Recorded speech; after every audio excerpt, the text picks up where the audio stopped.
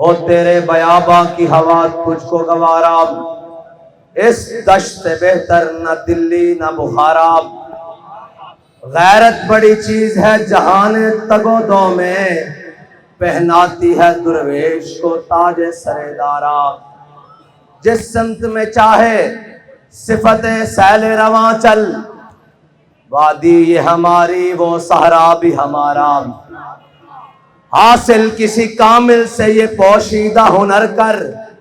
حاصل کسی کامل سے یہ پوشیدہ ہنر کر، کہتے ہیں کہ شیشے کو بنا سکتے ہیں خارا، کہتے ہیں کہ شیشے کو بنا سکتے ہیں خارا۔ دین ہاتھ سے دے کر اگر آزاد ہو ملت، دین ہاتھ سے دے کر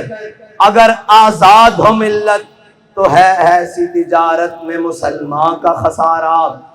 اخلاص عمل مانگ نیا گان کہن سے،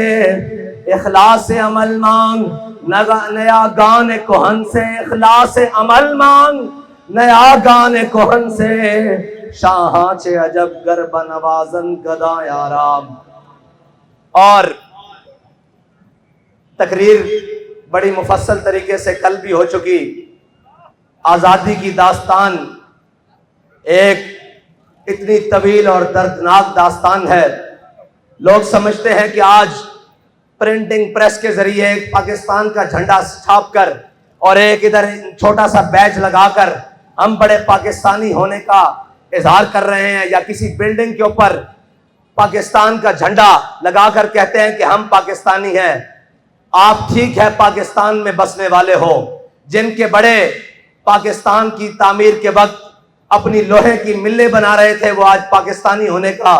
جناب شرف حاصل رکھتے ہیں، اور ملک میں تین بار وزارت عظمیٰ کے جناب وہ مزے لوٹ چکے ہیں، اور جن کی اولادیں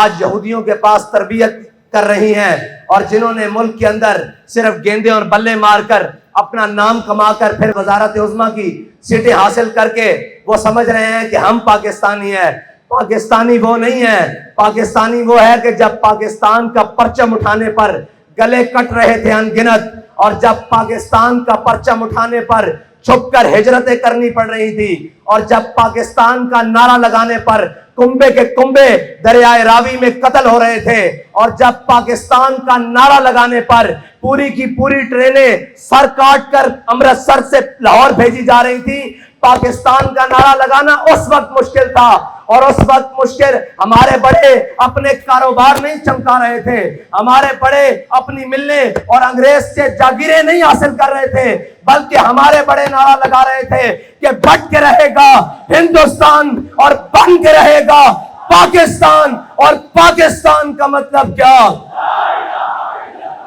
دستور ریاست کیا ہوگا؟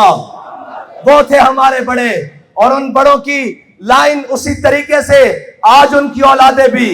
ان کو پتا ہے انگریز کے ان غلاموں کو، ان انگریز کے ان جناب چاپلوسوں کو، ان انگریز کے نوکروں اور چاکروں کو پتا ہے کہ اگر یہ حقیقی وارث جن کے بڑوں نے اس خطے پر 1000 سال حکومت کی ہے، جن کو حکومت کرنے کا پتا ہے، جن کو حکومت کرنے کا ڈھنگ آتا ہے، جن کو پتا ہے کہ غیروں سے بات کس رویے اور کس زبان میں کی جاتی ہے، ان کو پتا ہے اگر پاکستان کے تخت پر حضور کے دین کا پرچم لے کر یہ بابا جی کے متوالے آ گئے تو پھر یہاں کسی کی چل نہیں سکتی۔ اس لیے آئے روز دن بدن ایک نئی ریشہ دوانیاں گھڑتے ہیں، کہتے ہیں جی یہ جماعت انتہا پسند ہے۔ میں نے کہا یہ جماعت انتہا پسند نہیں ہے، یہ جماعت غیرت مند ہے، اور اگر غیرت مندی کا نام انتہا پسند ہے تو پھر میں بھی انتہا پسند ہوں، پھر میرے بچے بھی انتہا پسند ہیں، پھر میرے کارکن بھی انتہا پسند ہیں، پھر ہمارا بات بھی انتہا پسندی ہے۔ اور غیرت مندوں کو جب بے غیرتوں کو غیرت کی بات دلائی جائے نا تو وہ کہتے ہیں بڑی انتہا پسندی ہو رہی ہے۔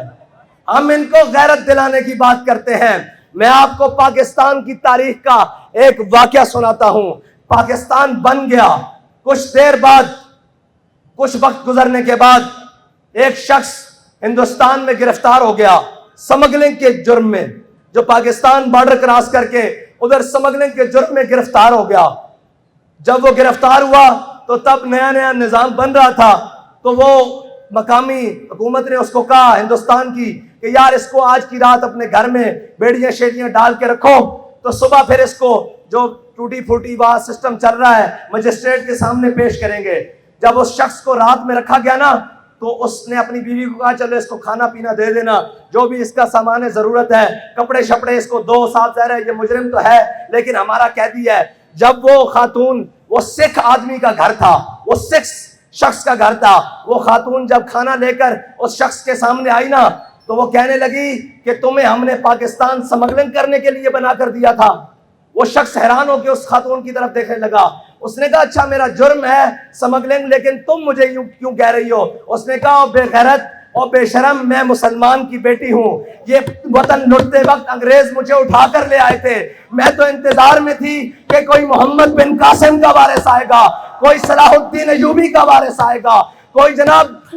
محمود غزنوی کا وارث آئے گا، تم تو سمگلر نکلے۔ وہی سمگلروں کی اولادیں اور وہی سمگلر جو جناب آج سوئس بینک میں یہاں سے پیسے نکال کر وہاں بھیج رہے ہیں، یہ سمگلروں کی اولادیں ہم پر مسلط ہیں۔ اس خاتون نے، اس بہن نے کیا کہا؟ اس نے کہا ہم نے لاکھوں اپنی عزتیں اس لیے لٹوائی تھی کہ تم سمگلنگ کرو، ہم نے تو عزتیں اس لیے لٹوائی تھی کہ وہ پاکستان بننے جا رہا ہے جس پاکستان میں حضور کا دین کا پرچم بلند ہوگا۔ یہ ہے ہماری داستان، جس کو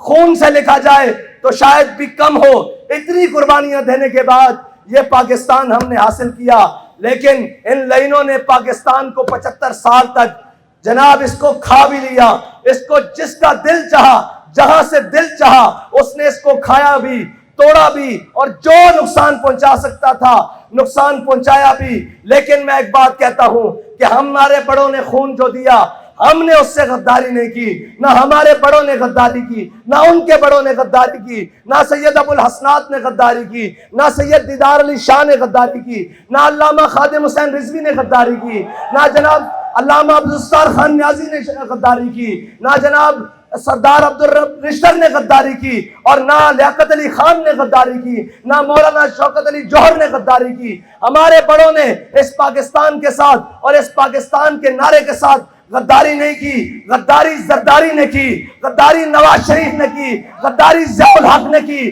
غداری پرویز مشرف نے کی، غداری جناب عمران خان نے کی، جو کل کھڑا ہو کے کہہ رہا تھا، لوگ کہہ رہے تھے کہ جناب یہ تو بڑا محب وطن ہے۔ میں نے کہا کیسے محب وطن ہے؟ کہتا جی وہ بہت بڑے اسٹیڈیم میں جہاں ہزاروں لوگ آتے ہیں وہاں کھڑا ہو کے قومی ترانہ پڑھا ہے۔ میں نے کہا تجھے منافق کا نہیں پتا، یہ تو قومی ترانہ ہے، منافق تو پیچھے کھڑے ہو کر فرض نمازیں پڑھ رہے تھے۔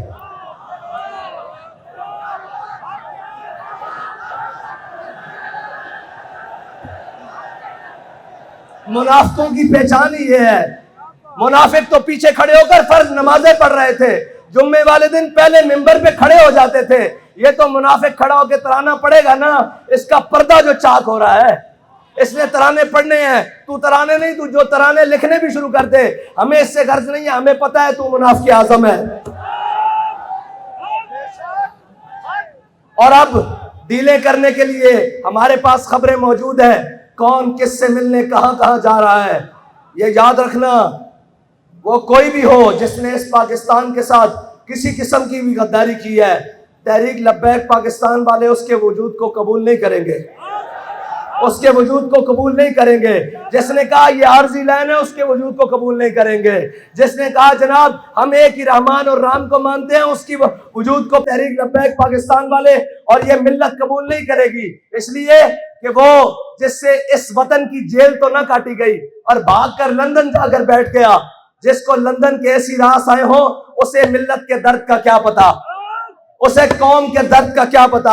اس کو کیا پتا کہ یہاں بیٹیاں غربت کی وجہ سے تمہارے کرتوتوں کی وجہ سے کاٹی جا رہی ہیں، ہمارے کرتوتوں کی وجہ سے نہیں۔ تم نے اس ملک کے عوام اور قوم کو اس حد تک لے جایا ہے کہ سارے دیکھ کر کہتے ہیں کہ یار یہ تم نے پاکستان حاصل کیا، یہ تم نے نعرہ لگایا، یہ تم نے اپنے وطن کے ساتھ کیا۔ میں ان سب کو کہتا ہوں ہم نے اپنے وطن کے ساتھ کچھ نہیں کیا، ہم نے لاشیں اٹھائیں، بھائی زخمی کروائے، بچے اپنی بچیاں جیلوں میں بھجوائیں، جناب گھروں کی چادر اور دیواری کی پامالی کی، لیکن اپنے پاکستان کے خلاف ایک حرف نہیں بولا، ایک سوچا بھی نہیں، بلکہ یہ کہا کہ اوئے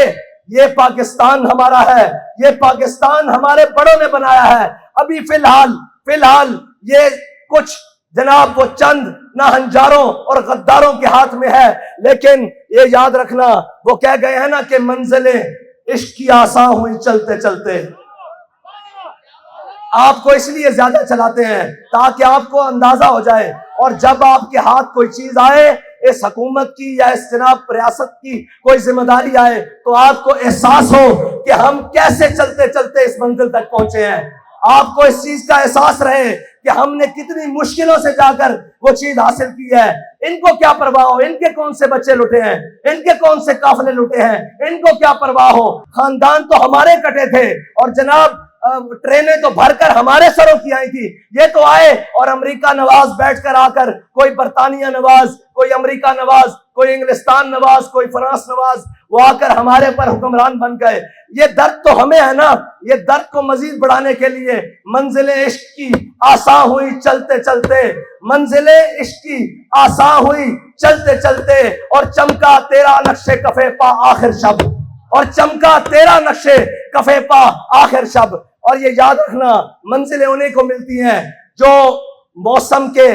اور گرمی اور سردی کا اور جو خزاں و بہار کا انتظار نہیں کرتے، جو موسم کی سختی اور جناب گرمی کا نہ کرتے ہیں،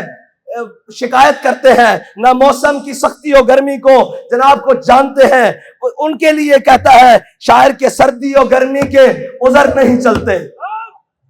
سردی اور گرمی کے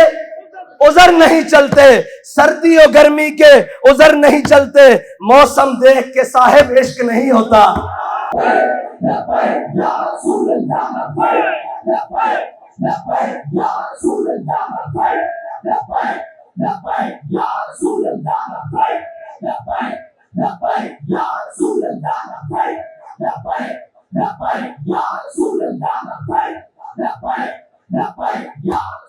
اور ہم سے ڈرنے والے یہ یاد رکھیں کہ ہمارے اندر کوئی تمہارے لیے نرمی نہیں ہے، اور ہمارے پاس نظریہ بڑا صاف ہے اور بڑی کھلی بات ہے، جو حضور کا غلام ہوگا وہ ہمارا امام ہوگا، لیکن جو ان سے بیگانہ ہوگا ہماری جوتی بھی اس سے مہنگی ہے، ہماری جوتی کے ساتھ لگنے والی خاک بھی اس سے مہنگی ہے انشاءاللہ۔ بس اتنی بات ہے کہ اپنے کارواں کو اور اپنے جذبے کو اسی طرح سلامت رکھتے ہوئے، اور سفر جتنا بھی طویل ہو جائے، تھک گئے ہو،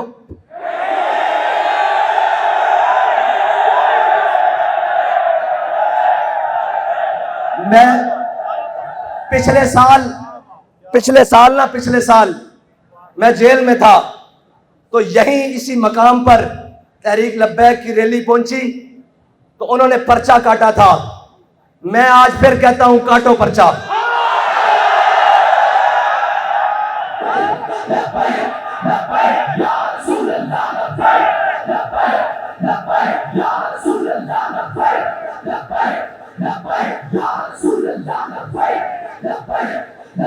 ایک ایک کا نام گن لو، ایک ایک کی شکل یاد کر لو، کاٹو پرچہ، تم پرچہ کاٹو، پھر اس کا چرچا کرنا ہمارا کام ہے۔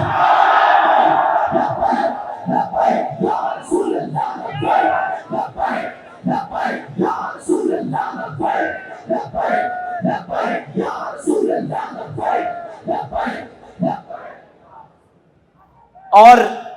آج ایک بیان چل رہا تھا کہ جی یہ بہت بڑی غلط فہمی ہے کہ اسلام تلوار سے پھیلا ہے۔ میں نے کہا اوے لانتی اوے مردود، یہ سب سے بڑی غلط فہمی ہوگی کوئی تجھے انسان مانے، تیرے اندر انسانیت والی خصلتیں بھی نہیں ہیں، نہ تجھے روحانیت کا پتہ، رونیت پڑتا ہے، نہ تجھے کسی بات کا پتہ، نہ تجھے کسی کام کا پتہ، حکومت تجھ سے چل نہیں سکی، ملک کے خلاف تو بکتا ہے، اداروں کے خلاف تو بکتا ہے، ہر چیز تیرے شر سے کوئی بچا نہیں۔ یہ ایک واحد شخص آیا ہے پاکستان میں جس کے شر سے کوئی محفوظ نہیں، نہ دیندار محفوظ، نہ تاجر محفوظ، نہ وکیل محفوظ، نہ جج محفوظ، نہ جناب فوج محفوظ، نہ وطن محفوظ۔ اس کے ہوتے ہوئے کشمیر کی فروخت ہوئی ہے، بڑی بڑی باتیں آئیں، بڑا بڑا مشکل وقت آیا، لیکن یہ لعنت کا توق اس کے گلے میں پڑا ہے کہ کشمیر فروخت ہوا ہے، اور برسرے आम फरोख्त हुआ है, इसने कहा है, और इसने अपनी बड़ी महफिल में कश्मीर का झंडा पकड़ने से भी इनकार किया हुआ है, अगर कौम भूले ना तो। लेकिन कौम को अब अपने जनाब दिमाग हाजिर रखने पड़ेंगे। ये नहीं कि कोई आगे कहे मैं अमेरिका के खिलाफ हूँ और मैं जनाब उसके खिलाफ हूँ, मैं आज़ादी की जंग लड़ना चाहता हूँ और मैं ये वो। मैंने कहा आज़ादी की जंग तो वो लड़े ना जिसने गुलामी कबूल की हो। इसका मतलब है तू गुलाम तो है ना, ये तो मानी बात। इसका मतलब है तूने 3.5 साल तो गुलामी में गुजारे हैं। आजादी की जंग हम लड़ रहे थे, जिसने ना तेरी गुलामी कबूल की, ना नवाज शरीफ की गुलामी कबूल की, ना शाहिद खाकान की गुलामी कबूल की, ना परवेज मुशर्रफ की गुलामी कबूल की। हर जालिम के सामने भी खड़े रहे, हर जाबिर के सामने भी खड़े रहे, और जो हक बात कहने के लिए कीमत देनी पड़ी उसको बड़ा सीना चौड़ा करके कीमत दी, और यहाँ लाशें उठानी पड़ी, खून देना पड़ा, बड़ा खुल के दिया। और ना जनाब उसके बाद अपनी बात से फिरे हैं, बल्कि ये कह रहे हैं कि महफिल कोनो मकामे सारो शाम फिरे, लेके मैं तो ही सिफते जाम फिरे, कौमे दश्त में लेके तेरा पयाम फिरे, और तुझको मालूम है कभी नाकाम फिरे। सब जानते हैं ना मुशर्रफ के दौर में नाकाम फिरे, और ना जनाब नवाज शरीफ के, और ना वो खाकान के, और ना जनाब इस इमरान खान के, और अभी भी जो आए बैठे हैं हम उन्हें सिर्फ इतना ही कहते हैं कि वापस आ जाओ हुजूर के दीन की तरफ। डॉलर तुमसे संभल गया, कहते हैं जी मईशत मईशत मईशत मईशत। मैंने कहा है अल्लाह के बंदो, हमने पाकिस्तान मईशत के लिए नहीं बनाया था, मईशत को तो तुमने बर्बाद किया है। और याद रखना, जो भूखा आदमी हो ना, भूखा आदमी गैरतमंद हो लेकिन उसको रात को नींद बड़ी सुकून की आती है, लेकिन बेगैरत हो और उसके मालों में और उसके स्विस बैंक अकाउंटों में अगरचे अरबों पड़े हों, उसको कभी सुकून की नींद और सुकून का हयात मुयस्सर नहीं होती। तुम बेशरम हो और बेगैरत हो, और कौम के लूटने वालों को कभी इत्मीनान हासिल नहीं होगा। अगर इसकी अंजाम देखना है तो परवेज मुशर्रफ की ताज़ा सूरत हाल देख लिया करो, कभी ये देख लिया करो कि अंजाम कितना बुरा है। ये 4 दिन की चांदी है, ये 4 दिन की ताकतें हैं। वही बात है, ताकतें तुम्हारी है, खुदा हमारा है, और हमारा भरोसा किसी पर नहीं है। किसी को अपनी ताकत का ज़ौम आज भी है तो वो हम उसे कहते हैं कि तुम अपनी ताकत आजमा लो। हम सीने वही रखते हैं जो अहमदुल्लाह शाह मदरासी वाले हैं, हम सीने वही रखते हैं जो इमाम फजल हक खैराबादी वाले हैं, हम सीने वही रखते हैं जो मौलाना इनायत काकोरी वाले हैं, हम सीने वही रखते हैं जो किफायतुल्लाह काफी वाले हैं, और हमारे सीनों को निस्बत अमीरुल मुजाहिदीन वाली है।